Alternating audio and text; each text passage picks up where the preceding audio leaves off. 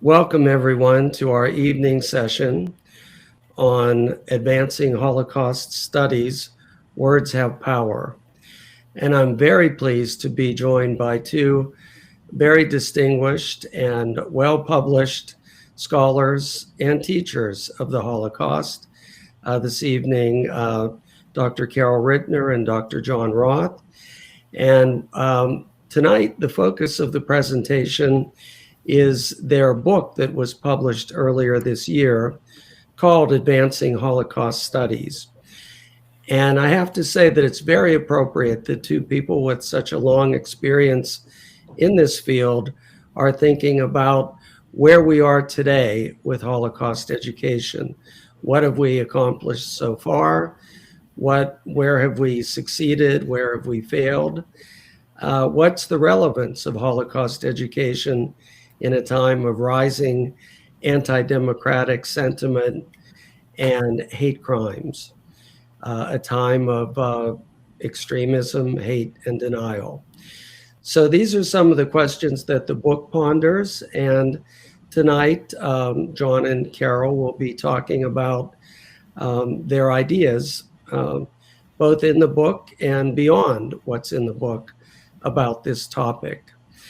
I also want to mention that Carol Rittner and John Roth are the editor of a book that will be forthcoming in the next couple of months from Seton Hill. The book is called The Memory of Goodness, Eva Fleischner and Her Holocaust Contributions. And I do want to mention that all of the conference participants will be getting a notification that there will be a special discount price for those of you who attended the conference and who would like a copy of the book. So more about that to follow, but we're very excited about the collaboration on the Eva Fleischner book. Well, let me introduce our panelists. Many of you know them already, so maybe an introduction is not really required, but Carol Rittner is Distinguished Professor Emerita of Holocaust and Genocide Studies, and the Dr. Marcia Radikoff-Grossman Professor Emerita of Holocaust Studies at Stockton University.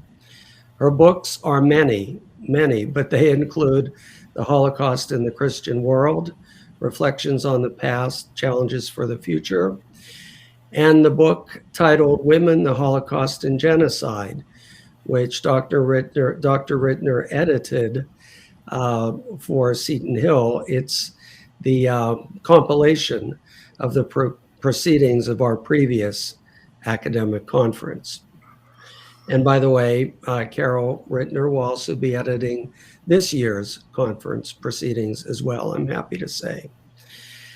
And Dr. John K. Roth is the Edward J. Sexton Professor Emeritus of Philosophy and the founding director of the Center for the Study of the Holocaust, Genocide, and Human Rights, now the Magrublian Center for Human Rights at Claremont McKenna College. His books also, there's a long list of them. I will just mention a couple. The Failures of Ethics, Confronting the Holocaust, Genocide, and Other Mass Atrocities, and Sources of Holocaust Insight, Learning and Teaching about the Genocide.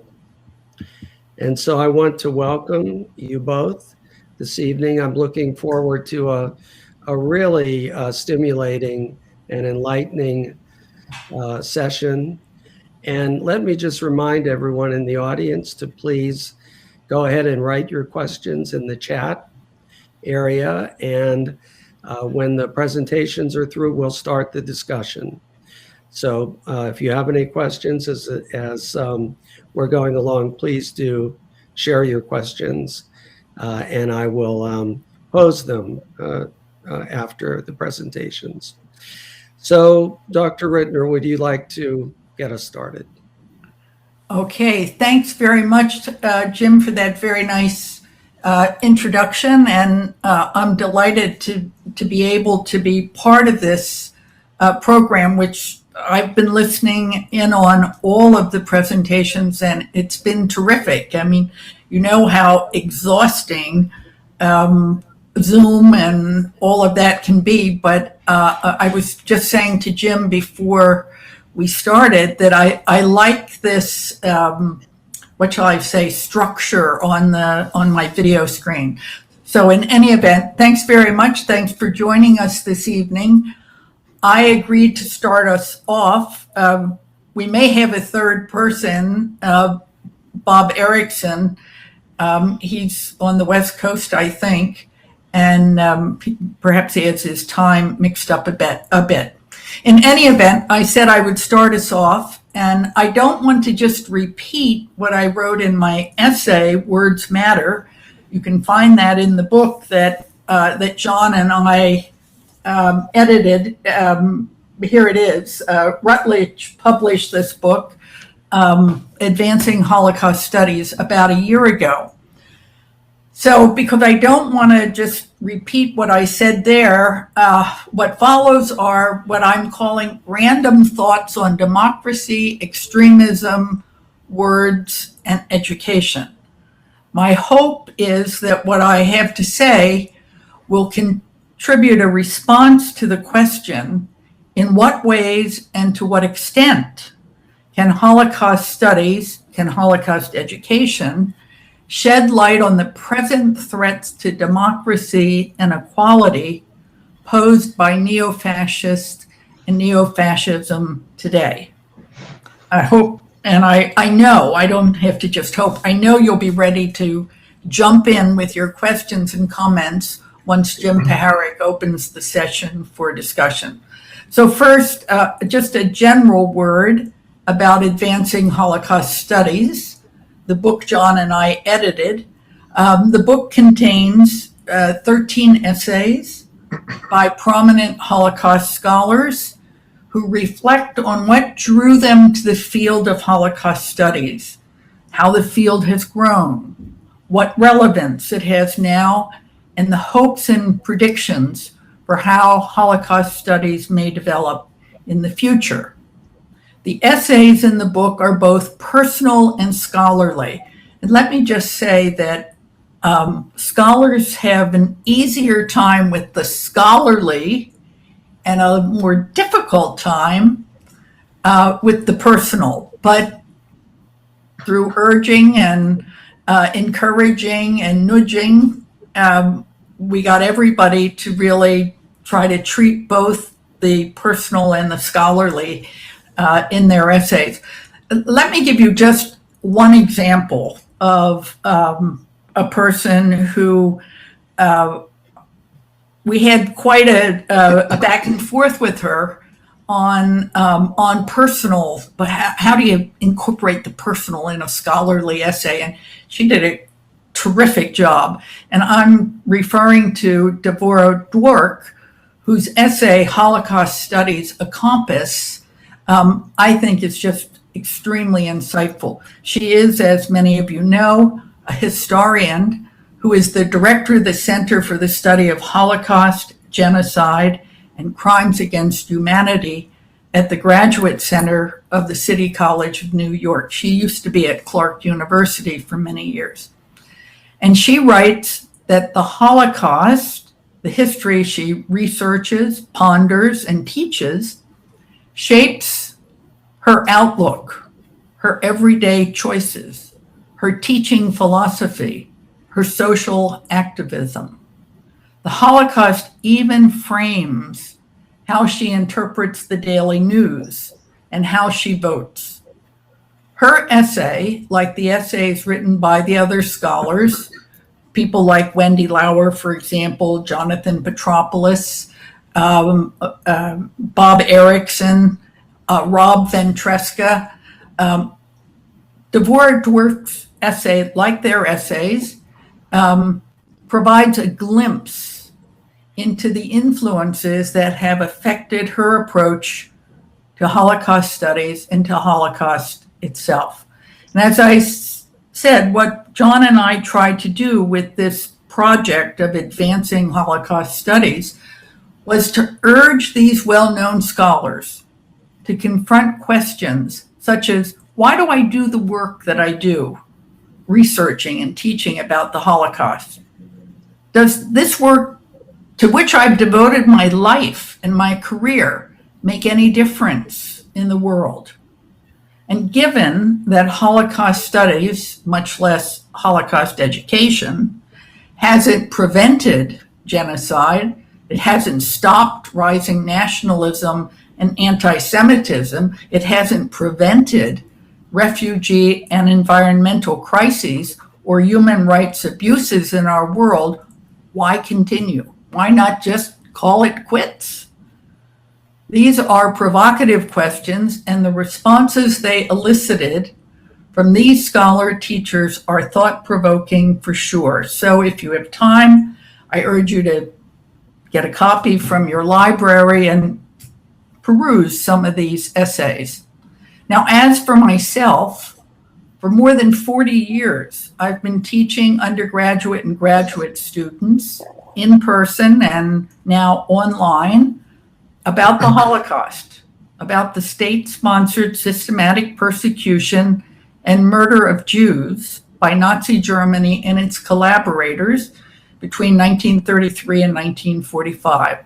It was a continent-wide genocide, and Nazi Germany and the Holocaust destroyed not only individuals and families, but also communities and cultures that had developed over centuries. The Holocaust targeted many groups, gays and communists, Soviet prisoners of war, and Poles, Roma and Sinti, people with disability. It targeted all people and groups that Hitler and the Nazis considered a racial threat to the so-called Aryan race. For more than 40 years, I've encouraged students to delve deeply into the Holocaust, to think critically, to ask questions. I've invited survivors to speak to my classes. I've asked scholars in person or via Skype to share their research about the Holocaust with my students. For more than 40 years, in one way or another, I have reminded students that history does not repeat, but it can instruct if we pay attention to what happened then and what's happening now. And for more than 40 years, I've reminded students that the Holocaust did not begin with guns and bullets. I've reminded them that the Holocaust did not begin with Auschwitz and Birkenau. I reminded them, and I remind them, that the Holocaust began with words, hateful words, aimed at Jews and aimed at others as well. What I have not done in more than 40 years of teaching about the Holocaust is to ask my students to compare and contrast the words and behaviors of an American president in the 21st century to the words and actions of a Nazi German chancellor in the 20th century. But then perhaps I should. Now, don't misunderstand me. I'm not saying that the American president to whom I am referring, Donald Trump, is a reincarnated Nazi German chancellor named Adolf Hitler. But I do want to say, echoing Robert Paxton, a professor emeritus of social sciences at Columbia University and the author of many books, including the widely translated The Anatomy of Fascism, it was a 2004 book, that I think Trump is a fascist, and that in my view, that makes him a threat to democracy.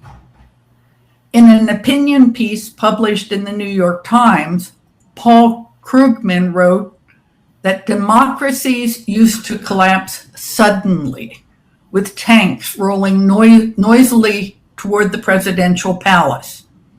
Today, that process is usually more subtle. Bit by bit, the guardrails of democracy are torn down, and one morning you wake up and realize it's gone. This can happen, Krugman says, right here in America. Think, for example, about what happened to the Justice Department during Trump's years as president. The Justice Department was corrupted in less than 3 years. It was transformed from an agency that tries to enforce the law to an organization dedicated to punishing Trump's enemies. One can argue about democracy's inherent weaknesses, its perpetual lack of resolution, its messiness, its reliance on ordinary people for decisions of extraordinary importance. But as my friend Sandra Myers argues in the introduction to her book, The Democracy Reader, democracy offers the best protection we have against ethnic cleansing and genocide, racial and religious discrimination, terrorism, and the ever-present hegemonic impulse of the powerful to dominate the weak.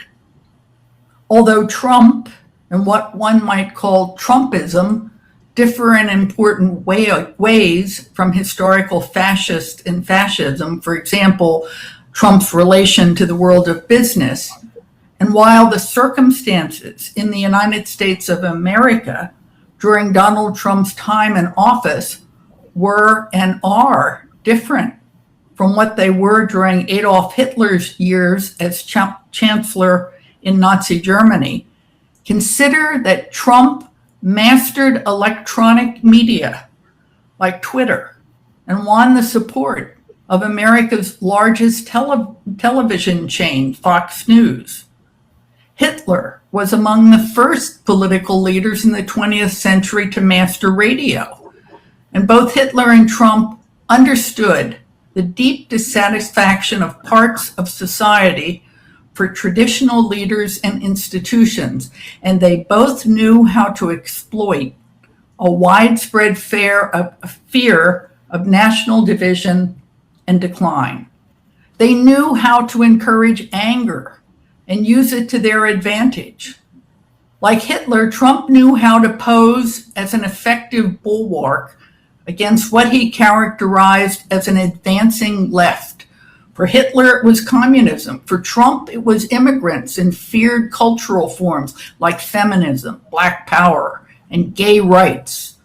Most of this unfamiliar to provincial rural America, where Trump had many supporters. And like Hitler, Trump knew how to, and knows how to, tell the big lie. His big lie, the 2020 presidential election was rigged against me. The Democrats cheated. I won the election, he insisted, and he repeated and repeats it over and over and over. Let me focus for a moment on January 6, 2021. I was in Dublin, Ireland on January 6th, glued to CNN as things unfolded in Washington, D.C., shocked and ashamed by what I was watching as my Irish hosts kept asking me, what in the world is happening in America, the land of the free and the home of the brave? I remember watching President Trump standing in front of American flags with the White House in the background, whipping up thousands of predominantly white, Christian, nationalist, Make America Great Again, true believers, with his rambling speech, making it clear to his followers that the November 2020 presidential election, which he lost to Joe Biden, was rigged against him, that he won, that he and his followers were cheated by corrupt electors, that Vice President Mike Pence must make it right because he, Trump, is the rightful president of the United States of America, not Joe Biden. I heard Trump urge his followers to march on the U.S. Capitol, the seat of the legislative branch of the American government, telling them to fight like hell, because if you don't, you're not going to have a country anymore. And march they did, straight down Pennsylvania Avenue to the U.S. Capitol, where that mob, inspired by Trump's words, overwhelmed the police, turned on members of the media, rioted, invaded, and rampaged through the halls of the Capitol, breaking windows, smashing doors, occupying offices, stealing documents and laptop computers, and entering the chambers of the United States Senate and House of Representatives as they chanted hateful slogans: hang Mike Pence, shoot Nancy Pelosi, get rid of Liz Cheney. If this is not rhetorical and political extremism, what is?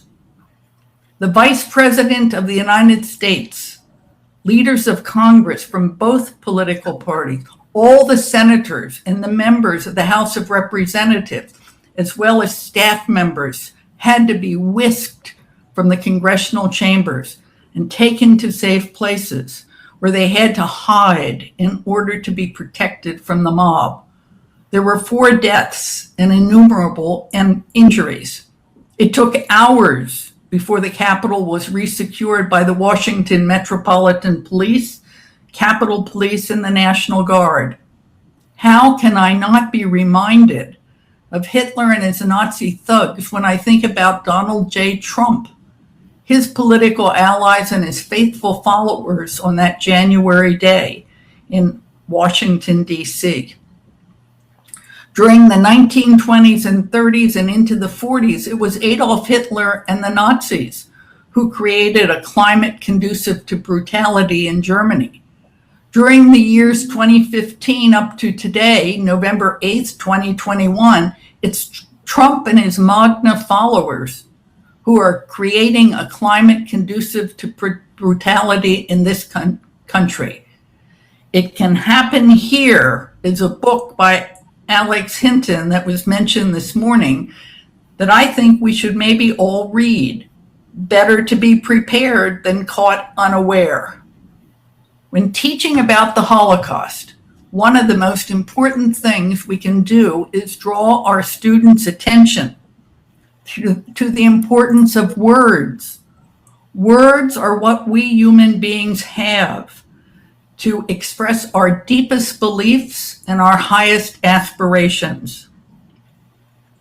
Words can encourage and compliment, but they can also startle and wound us personally and in public ways. Think, for example, about nasty graffiti you have seen painted on walls or printed on posters displayed in front yards. I saw one recently that said, F Biden. Words matter. Words can poison an atmosphere.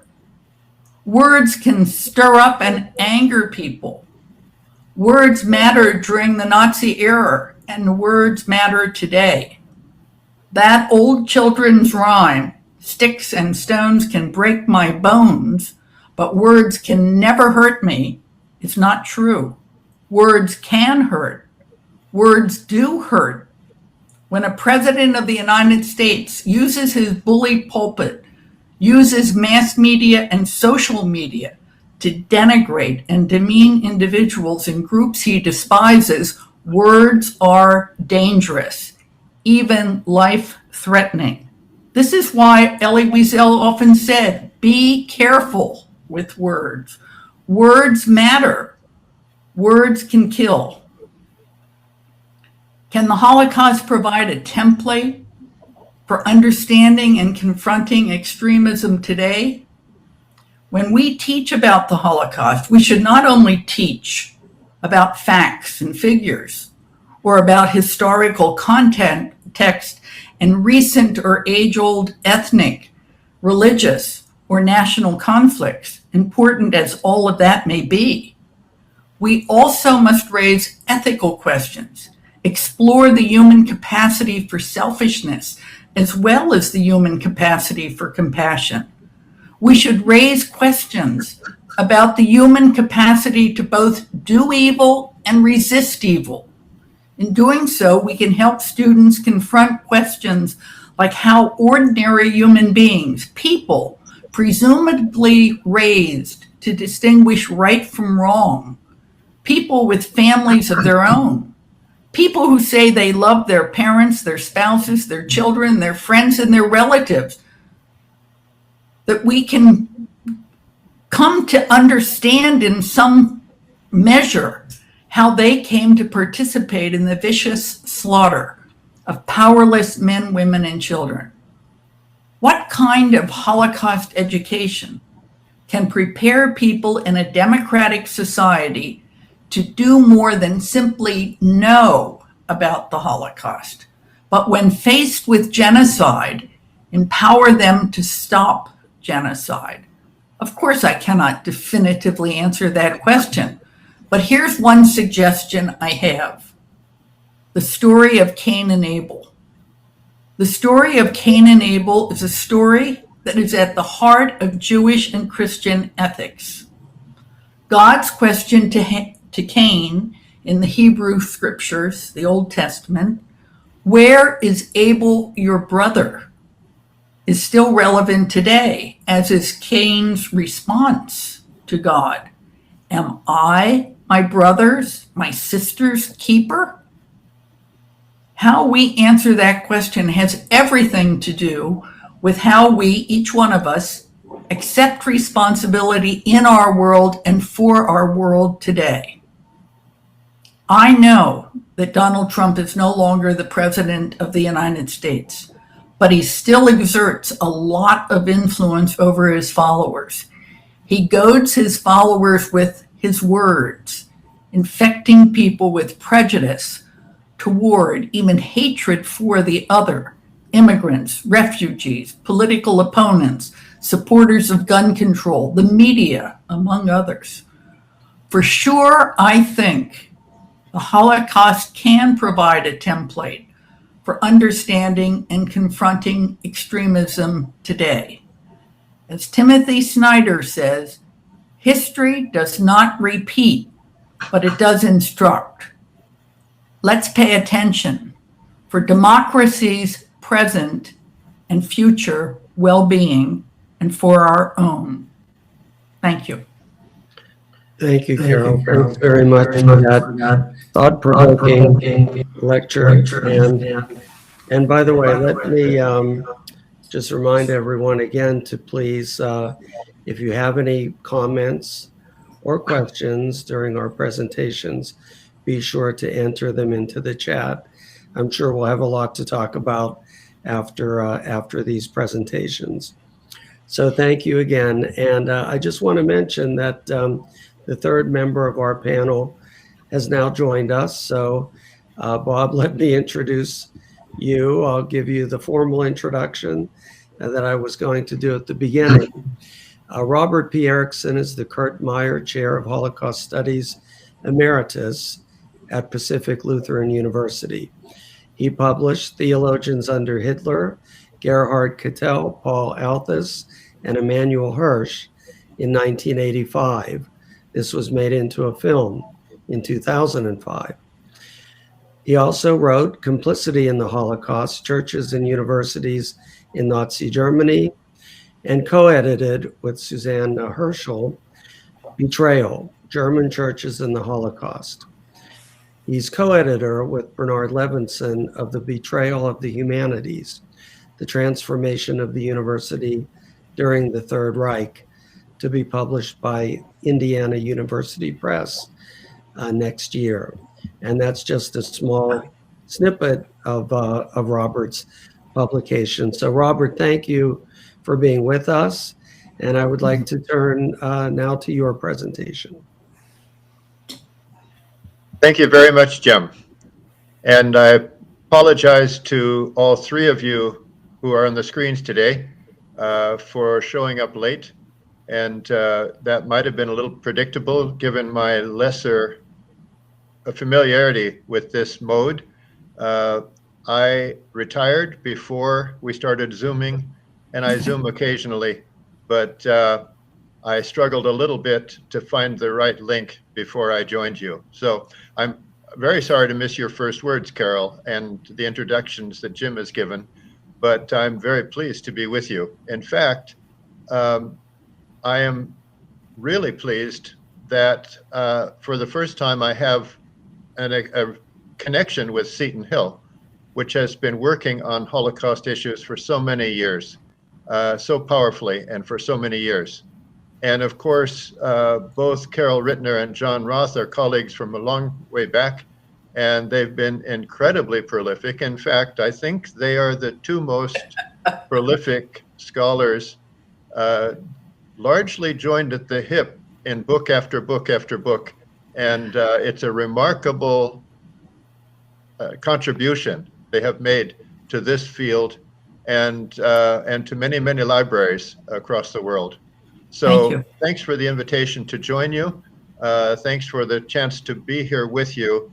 And now I'm going to spend my minutes trying to say something about what we face today, as you have done, and I think John is likely to do as well, but also how I came to this topic and how I see it fitting into my own sense of values and my concerns as a scholar and as a human being since my childhood.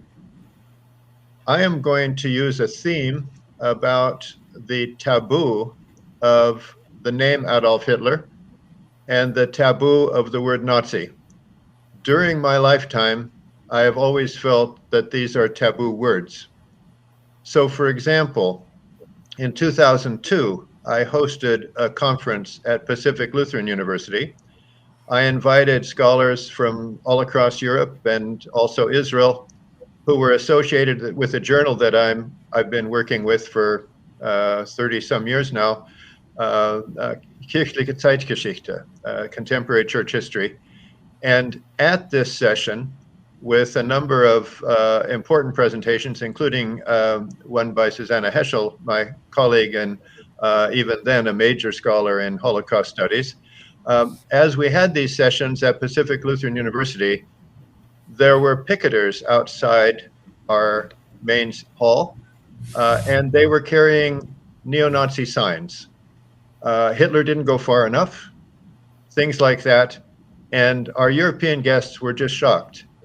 And in fact, there were also Holocaust survivors at our conference, and one of those rather feisty Holocaust survivors went up to one of the picketers and said, "You are lying, you are lying. I was there and I survived."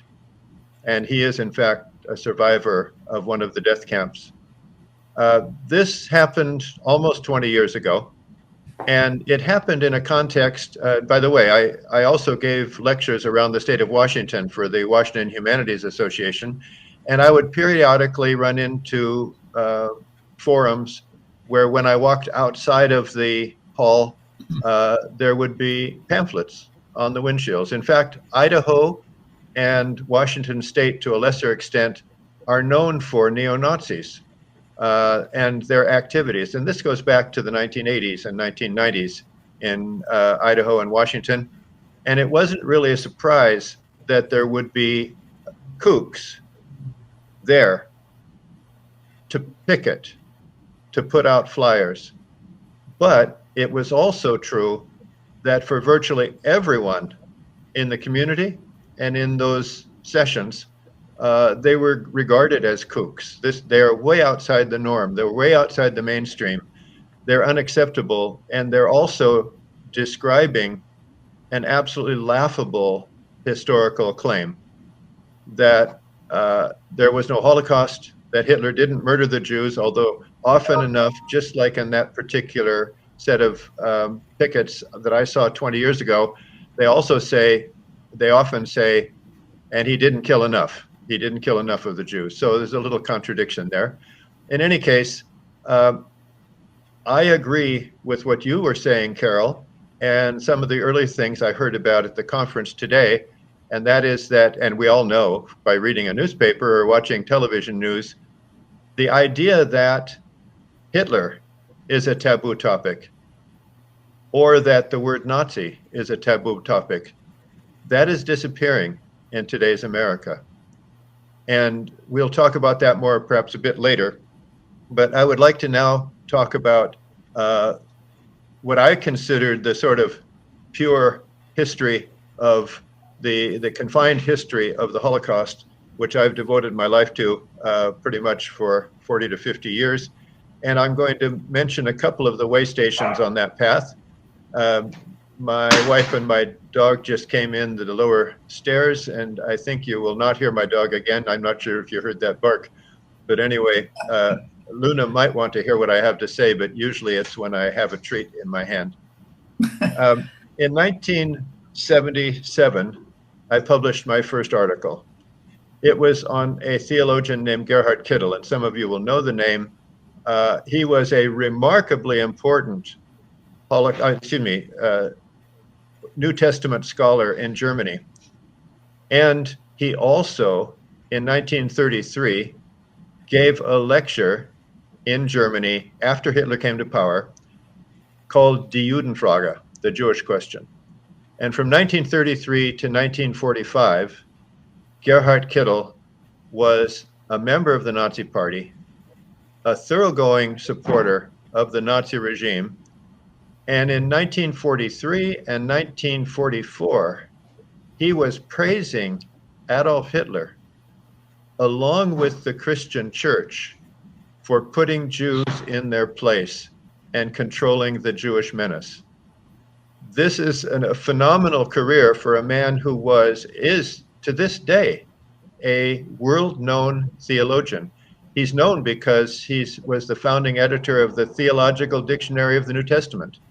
I occasionally give talks where there are pastors in the audience, and several have come up to me over the years and said, when I graduated from seminary, my wife gave me a copy of the Kittel, the Theological Dictionary of the New Testament. He's a well-known name, and he was a very thoroughgoing Nazi. That brought me into Holocaust studies in 1977, which was quite early. In 1978, as some of you will remember, and some of you might know if you're too young to remember, Meryl Streep had the leading role in the first television miniseries, 4 nights, called The Holocaust. And once again, that brought this topic to our attention. And I immediately offered a course, sort of a telecourse for my students based on that series, and was teaching the Holocaust in 1978 in that way. In 1985, as Jim Paharek mentioned, I published a book called Theologians Under Hitler. And since then, I've been active in this whole question of Holocaust because these theologians, the ones I was describing, were in fact endorsers of Hitler. And then in 2002, I held this Holocaust conference at PLU that I mentioned, and I also joined a committee at the Holocaust Museum, which is now called the Committee on Ethics, Religion, and the Holocaust. And I've had a chance to chair that committee since 2012. So I think one could say that most of my career, beginning with Gerhard Kittel in 1977 and up through the present day, I have been involved with Holocaust studies and also Holocaust education and an awareness of Holocaust museums and Holocaust centers and international efforts for Holocaust awareness. And the thing that has changed very recently, earlier in some places in Europe than in the United States, but now recently in the United States, we find actual political figures with clout, with voters, who are willing to say, that Hitler, he wasn't such a bad guy. And of course, those Jews, by implication sometimes, and sometimes very directly. There's the slogan now, it's often seen in just the initials, 6 million not enough. That sort of thing is now in our public consciousness and in our public politics. So there's a question for all of us in Holocaust studies: how long can we rely upon the name Hitler and the word Nazi to be a taboo? Can we reconnect to that taboo? Can we show students today, can we show our populace today that these people and these ideas were completely outside the acceptable boundaries of education or of ideas or of historical accuracy. You simply can't use these prejudices and these lies and call it history or call it education or call it a legitimate discipline. And we're at a point where we have by no means won that battle. And I think it's a conflict that we're in the midst of right now. And I think this conference and the people I'm with today, especially Carol and John, and many, many other scholars, are working to make this, to retain the taboo status of Adolf Hitler and Nazi. That's where they belong. And the reason they belong there is that the treatment of Jews in Nazi Germany and the murder of 6 million Jews, the murder of 5 million other innocents by the Nazi regime, you simply can't wash these away. The level of evil is extraordinary, and that has to be remembered. Now we get back to our issues of the present day. Our former president has already been mentioned, not just by you, Carol, I think, but earlier in these sessions as well. And it's quite astonishing that when the Charlottesville riot or demonstration took place, and a good deal of violence followed, and it was very clear that those who organized the Charlottesville demonstration were neo-Nazis, and praise for Hitler and praise for the Nazi point of view were widespread. And Donald Trump, as president, said there were good people on both sides. Now, I suppose in a way he had to say that because those people he was talking about had voted for him. And they continue to make up a significant segment of his voting bloc. And also, even if we're not talking about people who would call themselves neo-Nazis or even praise Hitler in public or wave swastikas and so forth, we certainly are talking about people for whom anti-Semitism is important and widely accepted, for whom racial prejudice of any sort is very important, and for whom democracy is an impediment to the sort of country they want to have. And that's a country controlled by a right-wing dictator, such as Adolf Hitler, a right-wing dictator who is eager to support a strong nation. Germany was recovering from World War I and then from the Depression, and Hitler appealed to Germans because he said, I can make Germany great again. And he did. So great that it took a number of nations and 6 years to defeat the German military during World War II. That's the nature of a politics of extreme nationalism. And sadly, it's also the nature of a politics that relies upon religious support, Christian support. And this gets me finally to my own work. And I'd like to give you 3 examples of the sort of people I ran into in my doctoral research and in a topic that I've hardly been able to leave during my adult years as well.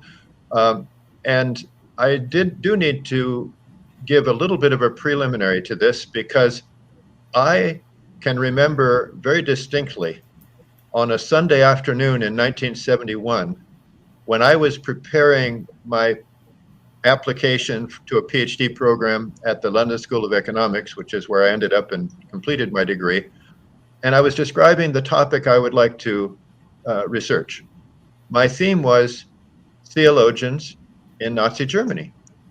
But I was assuming that there were 2 features about those theologians that I respected in terms of German academic and cultural history, and that I expected to be conflicted from 1933 to 45. And one of those features was the extraordinary importance of Germany in the development of Christian theology. Not just the major scholars in the 19th and early 20th century who were theologians, but also the entire Protestant movement founded on the work of Martin Luther. And so there's this respect that I had for the Christian tradition in Germany. And I expected that this should have been a major difficulty in 1933 when Hitler came to power. And the second thing is that I was aware by then of the importance of the German university. The German university invented the footnote. They invented modern scholarship. They invented the sort of academic books that have been produced ever since the 19th century and which give authority and conviction to the work that is produced by scholars such as Carol Rittner and John Roth and other scholars at this session and scholars in the academic world per se. Now, my appreciation of those two groups convinced me that I would find an interesting conflict between the traditions of Protestantism in Germany and the traditions of academics in Germany, and a political leader with an 8th grade education, a series of ideas wildly outside the norm and based upon emotion and lies rather than anything like intellectual rigor. And so I went to Germany, I went into the stacks, I went into the libraries, I went into the archives, hoping to find this kind of conflict, and it was almost not to be found. There certainly are heroes, and I don't mean to take anything away from what John's going to be saying later, but he's certainly going to speak of one of my heroes if he speaks in the way that he suggested to Carol and me earlier, and that's Dietrich Bonhoeffer. Dietrich Bonhoeffer was a hero to me when I was a teenager, but what I found was a man named Paul Althaus, one of the first people I studied. He was the most important and most revered Luther scholar in Germany from the 1920s to the 1950s. He was president of the International Luther Society. And when Hitler came to power in 1930, he said, "The rise of Hitler is a gift and miracle from God." I couldn't believe it. He's a very bright man. He's a very important scholar. He remained an important scholar. His reputation wasn't obliterated quite the way the other two men I'm going to describe was, although he did lose his job and he lost his position for about 3 years after 1945. The second theologian that I want to mention is a man named Emanuel Hirsch. And here I'm going to read just a little bit of what he said. He was the most important Kierkegaard scholar in Germany in the first half of the 20th century. He wrote a standard treatment of Kierkegaard. He was a very important, his followers actually think he was the greatest theologian of the 20th century, more important than Karl Barth, more important than Paul Tillich. But unfortunately, Emanuel Hirsch became a thoroughgoing supporter of Adolf Hitler. And in his writings, he said,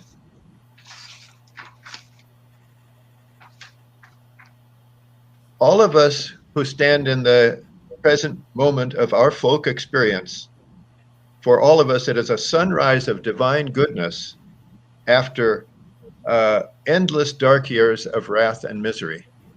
That was his assessment of Emanuel Hirsch. And then he said, "No other folk in the world has a leading statement such as ours, who takes Christianity so seriously." I'll find it. On 1 May, when Adolf Hitler closed his great speech with a prayer, the whole world could sense the sincerity in that. Now, the only real difference I see with our circumstances today and Hirsch's circumstances in 1933 is that Donald Trump never had the temerity to actually use a prayer in public. Adolf Hitler did. But both are leaders who have absolutely no heritage or experience of Christianity. They don't go to church. They have nothing to do with church. And yet we have in today's America, the press routinely referring to the Christian voters of America. The Christian voters of America are supporters of Donald Trump and see him as a Christian leader. This is bizarre, but it resembles what Emanuel Hirsch had to say about Adolf Hitler. And then Robert, excuse me, I think we'll have to wrap it up very soon if you can. I certainly can. Thank you. Yes, I will give you one quote from Gerhard Kittel, and this is my way of saying something went dreadfully wrong among intelligent leading Christians in Germany under the Nazi regime.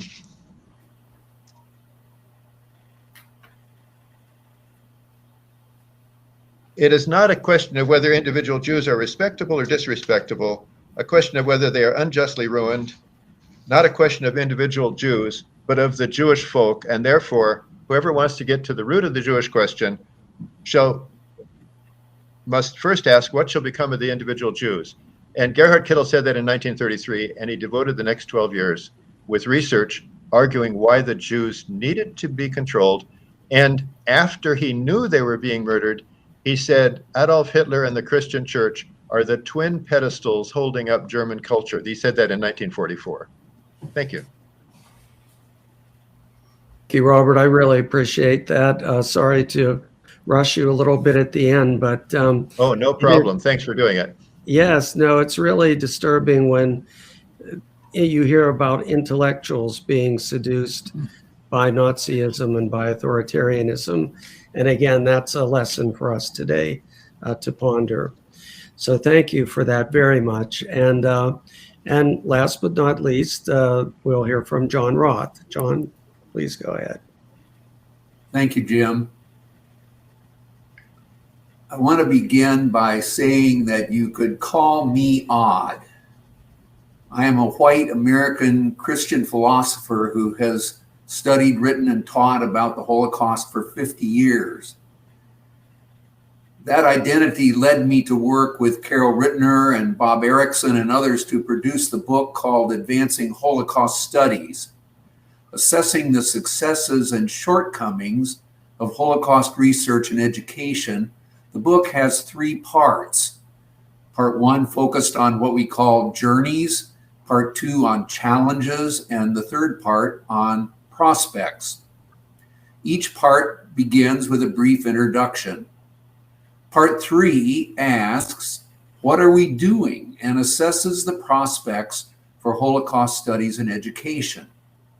It recalls that the survivor Primo Levi, an unsurpassed Holocaust writer, credited a man named Lorenzo Perrone for saving his life in Auschwitz.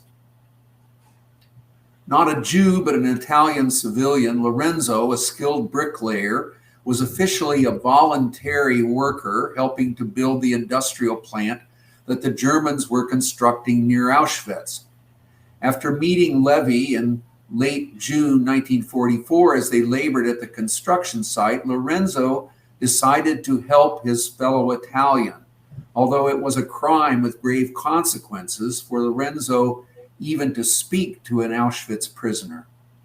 For months, Lorenzo got Levi extra food, which was the physical difference between life and death.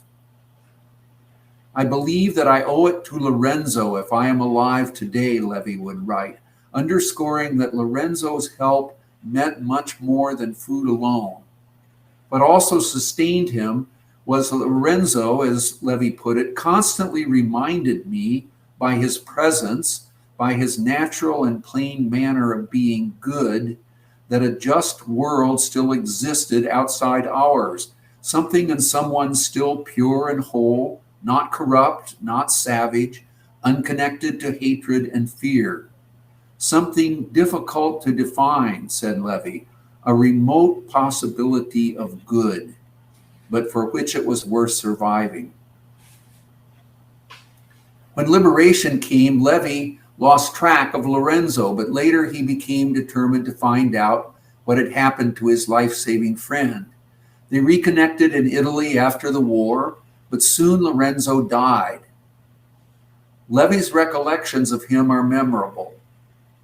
He was not religious, Levy said. He didn't know the gospel, but instinctively he tried to rescue people, not for pride, not for glory, but out of a good heart and for human comprehension.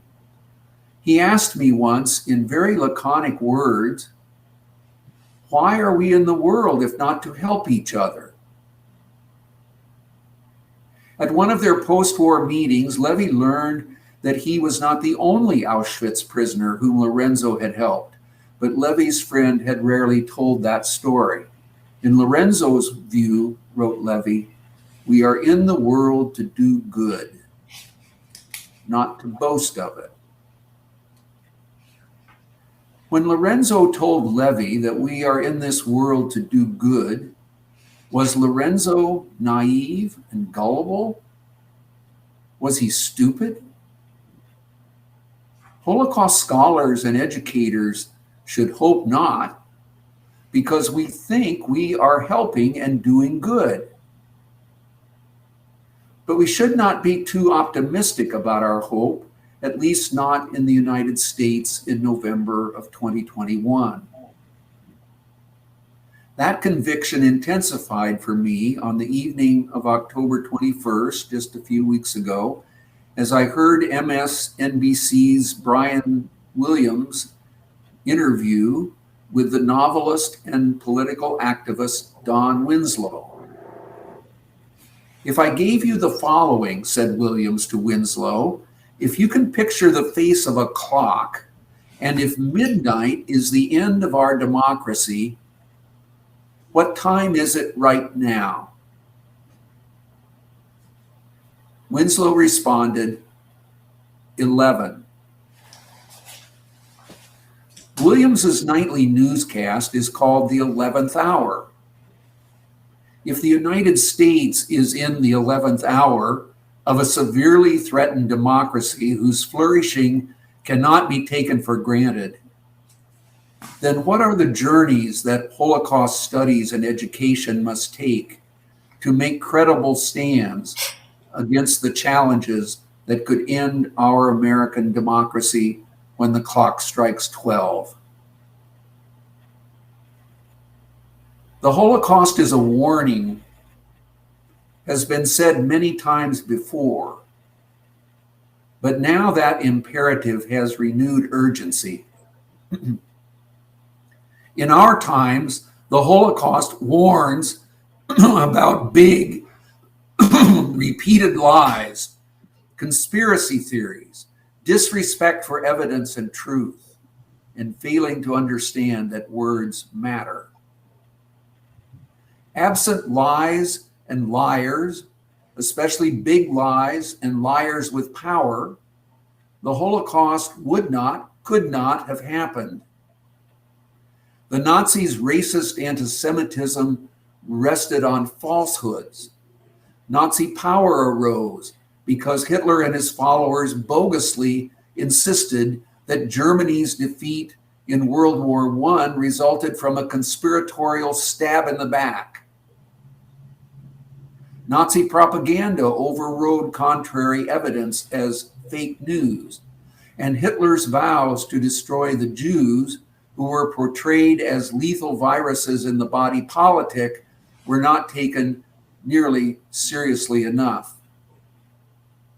Nazi power depended on complicity from people in every sector of German life: education, law, politics, business, religion. Teaching about the Holocaust in the 11th hour needs to underscore how the Holocaust is a warning for us. To discern how dire we should take that warning to be, Recall that the Nazis arrested and imprisoned the dissenting German theologian Dietrich Bonhoeffer on April 5th, 1943. He was just 39 years old when they hanged him 2 years later. Bonhoeffer's astute writings include a brief but powerful essay called After 10 Years. Written in December 1942, it assessed what had happened in Germany after the Nazis took control in late January of 1933. His thoughts, crafted in 17 short reflections, Bonhoeffer shared them only with a small circle of close friends. In the penultimate section, he wondered whether he and they were still of any use. Then and now, the importance of Bonhoeffer and his friends has been huge. The example of their resistance remains, and Bonhoeffer's writings continue to be studied because they are timely, perceptive, and prophetic. After 10 years fits that description, and nowhere more so than in 4 paragraphs that he called, this is the German, von der Dummheit. In English, I would translate that as on stupidity. As Bonhoeffer used stupidity, he did not have in mind, at least not primarily, conventional meanings that emphasize lazy ignorance, lack of intelligence, or mental deficiency. Instead, Bonhoeffer used stupidity to identify arrogance, refusal to respect evidence, willful disregard for facts that contradicts one's self-assured assumptions, acceptance of lies and lying, and support for the chaos and carnage that result when misguided grievance fuels hate, political ambition clouds judgment, and power corrupts action. Bonhoeffer saw that Nazi ideology depended and thrived on stupidity, exemplified by the big lie that Jews deserve to be denigrated and despised because they are a pestilential race, a dire threat to German security and superiority that must be eliminated root and branch. Splintered by lies, corruption, racism, misguided grievance, violent insurrection, and anti-democratic nationalism, current American politics has some similarities. Plagued as it is by phony claims of election fraud, adherence to debunked conspiracy theories, death-dealing, hyper-individualistic refusal to respect health-giving science, and divisive loyalty to discredited and debased political leaders. Stupidity made Nazism lethal. It threatens American life because, as Bonhoeffer understood, stupidity is less an intellectual shortcoming than an immensely consequential moral defect. People, contended Bonhoeffer, can be made stupid, or they allow this to happen to them, because the overwhelming impact of rising power can deprive people of what Bonhoeffer called inner independence. So that, as he put it, one virtually feels that one is dealing not at all with a person, but with slogans, catchwords, and the like. Bonhoeffer heard cheering at huge political rallies, festooned with slogans such as, "The Jews are our misfortune." Bonhoeffer saw that such stupidity could make people, as he said, capable of any evil, and at the same time incapable of seeing that it is evil. Silence in response to the stupidity that Bonhoeffer identified is itself stupidity of a lethal kind. Stupidity and silence in response must be top of mind as we American Holocaust scholars and educators confront the Holocaust as a warning in our 11th hour. If we are warned in time, then what should doing good highlight when our democracy is threatened by forces akin to those that stupidly ignited the Holocaust? My response to that question is another. Have you read a small but powerful book called On Tyranny by the Yale University historian Timothy Snyder? If not, one way of doing good this November is to read or reread it. Snyder, who studies the Holocaust and how recent democracies have failed, says that Americans today are no wiser than the Europeans who saw democracy yield to fascism, Nazism, or communism in the 20th century. Our one advantage is that we might learn from their experience. Now is a good time to do so. Snyder subtitled his 2017 book, 20 Lessons from the 20th Century. Note 3 of those lessons about doing good, and then in closing, I will add a 4th of my own. First, Snyder urges, be as courageous as you can. Bonhoeffer did not speak out when Kristallnacht took place in November 1938. But he battled stupidity whenever and however he could. Lorenzo could not save everyone, but he saved Primo Levi. None of us can do everything that is needed to protect and preserve democracy, but even small deeds and modest actions are significant. Think of voting or even teaching in that way. Holocaust education in the United States today must underscore the responsibility to protect democracy as best we can. Second, Snyder urges, be a patriot.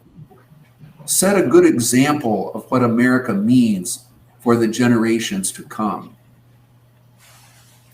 Being a patriot, he underscores, is not the same thing as being a nationalist. A nationalist would say, Deutschland über alles, or my country, right or wrong. By contrast, says Snyder, a patriot wants the nation to live up to its ideals, which means asking us to be our best selves. Our best selves do not stand by in silence amid the violence of white supremacy and misogyny, insurrection, and the tyranny it encourages. They protest against, they resist the anti-democratic policies that eventually led to the Holocaust. Third, Snyder urges, believe in truth. To abandon facts is to abandon freedom. If nothing is true, then no one can criticize power because there is no basis upon which to do so. Snyder indicates how truth dies. Hostility to verifiable reality lets inventions and lies become facts. Then blunt and endless repetition of those inventions and lies makes, as he puts it, the fictional plausible and the criminal desirable. Snyder's warning is that post-truth is pre-fascism. He continues, fascists despised the small truths of daily existence, loved slogans that resonated like a new religion, and preferred creative myths to history or journalism. They used new media, which at the time was radio, to create a drumbeat of propaganda that aroused feelings before people had time to ascertain facts.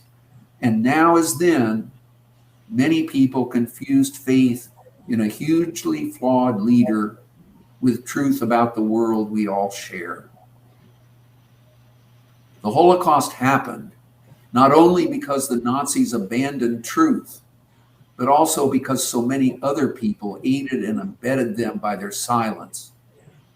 Doing good in our 11th hour requires breaking silence, affirming facts against fantasies, and defending truth against lies, big and small.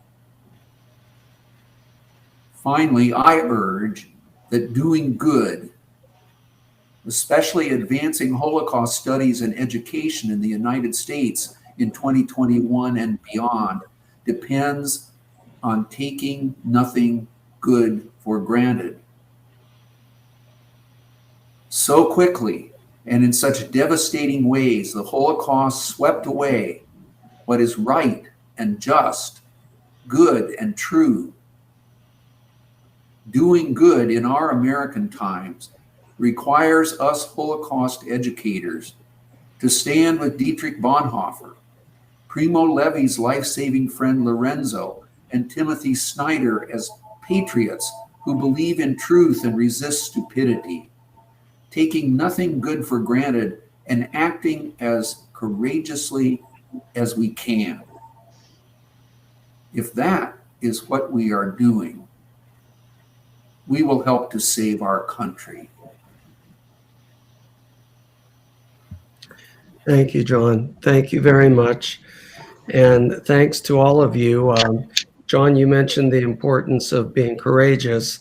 I have to say that the three of you were very courageous tonight. I think that Jim got cut off. Oh, can you not see me? His image isn't showing here. I can still see you, Dr. P. Okay, well, let me just continue then. I think that you three have been very courageous this evening in bringing up these issues and confronting them directly. Kevin, can you get Jim back on? I'm seeing him, and we can see him, Carol. I can see him too. The audience is saying they I can't see him. See me, so. Or hear him. Oh.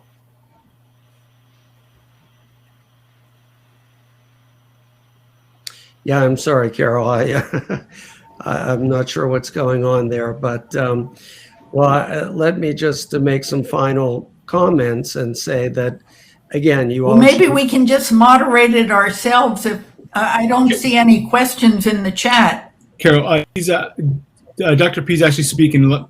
Yeah, we'll take a look at some things here. I think he's just saying some final notes before we get into the Q&A.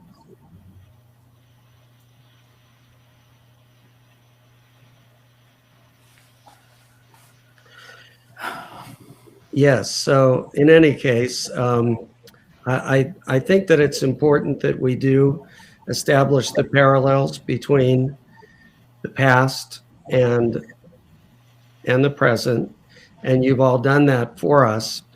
I guess I would just like to acknowledge the comments in the chat. People have been very complimentary to the panel. Someone said, your words have power and vision. Thank you. Great presentation. It's so scary to see the parallels between today and the Nazi era.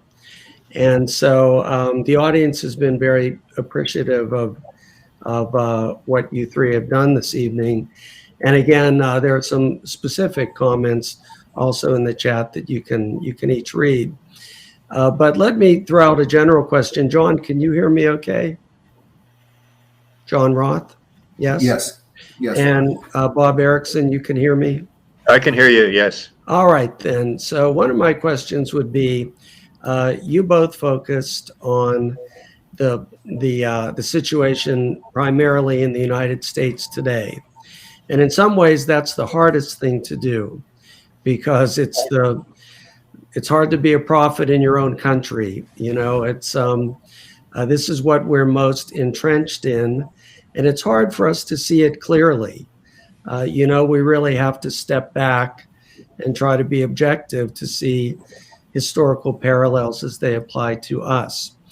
But my question for you is there a parallel between the way that the rise of authoritarianism happened in the 1920s and 30s in Europe, where it wasn't just Nazi Germany or not even Mussolini's Italy, but there were a number of countries who moved in an authoritarian direction. Do you see a parallel with what's happening today in that regard too? In other words, is the threat to democracy something that's not happening just in the United States, but in many nations of the world?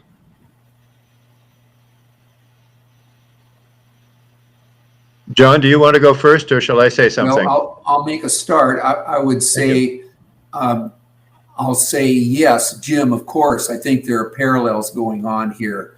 But I think for me, and I think for everybody who teaches in this field of Holocaust studies, where you're teaching it from, what your own identity is extremely important. And as I said at the beginning of my comments, I'm a white American Christian philosopher. That's who I am. And so my focus, I can't comment very effectively on what's going on in Hungary or in other parts of Europe. But I have a responsibility, I believe, to take on what is happening in my own setting where I'm actually doing the work of teaching and educating students and others through the teaching and the writing that I do and have done. Okay, that makes sense. Bob, what do you think? Yes, I first of all agree with everything John said, and that we have a responsibility in our own setting. But I would add that in almost every case of authoritarianism that we see, whether it's Nazi Germany or other examples in the 1930s, or whether it's what's happened to the democracies in Central and Eastern Europe, what has happened to the so-called democracy or the attempt at democracy in the Soviet Union or in Russia, and what is happening in the United States today, it seems always to have an incredible level of nationalism, that national pride, that national shame, not wanting to be seen as weak, wanting to be able to say, I'm an American, that makes me someone really special. And unless my nation is powerful and unified, I feel lessened and threatened by that. Now, along with that nationalism, which was huge in post-World War I Germany, for example, and certainly helped Hitler come to power, alongside that nationalism, it's very common for the religious establishment to back that nationalistic point of view. So that happened even in the churches in Germany, and it happens in Russia, excuse me for calling it the Soviet Union, I suppose we should call it Russia now. And it's happened in Hungary, and it's happened in Poland. And the church establishment sides with the national establishment to fight against any sense of weakness or insignificance, and to make people feel like America is great again, or Poland is great again, or Hungary is great again. And it always involves violation of democratic norms, of democratic principles. It involves a powerful leader. It involves breaking of the regulations and the rules that keep that powerful leader from running for a third term or a fourth term, or keep that powerful leader from having to accept the results of an election and say that it was all rigged. All of those things are parallels and sadly, it's a parallel that includes the religious establishment. So why we can't take Jesus' teachings and make some sort of a critique against that, I don't know. Well, that's certainly a powerful parallel as well that we're seeing today with the support of the Christian right for authoritarian ideas. Yeah. And it's one of the most disturbing aspects of what's going on today. Well, folks, we're a little bit over our allotted time period. So let me just add that I really look forward to seeing these arguments you've all presented in print. in more complete version. And so they will appear in the conference proceedings as we develop them over the next few months. And there's a lot of detail here that we need to ponder and consider very seriously in this time that we find ourselves in. And let me also mention that tomorrow, the 11 a.m. and the 3 p.m. presentations will build very directly on what we've been talking about this evening. At 11 a.m., the session is titled Fascism and Myth, and it looks at the role of conspiracies in fascist nations, both in the US today through movements like QAnon and in the occultism of the Nazi period. So that's a topic that many people don't know about, but it's important to investigate. And then at 3 p.m., there is a new book, relatively new anyway, book that has come out on ethno-nationalism, a virulent form of ethno-nationalism that emerged in the interwar period. And that was not just Nazi Germany and not just fascist Italy, but in other parts of Europe as well. So it's important for us to understand how that movement arose and what effects it had, what consequences it had on the societies at the time. And then again, we can draw the parallels with our present day. So again, thank you all for participating tonight. Thanks to the panel. Thanks very much to our audience. Really enjoyed the presentations. And well, I'm sorry that Carol lost us at the end, but we'll catch her up on, on what we talked about here in the discussion. And we'll make sure that, that we stay on the same page going into the sessions tomorrow morning. So thank you all. Have a good evening of rest, and we'll see you in the morning.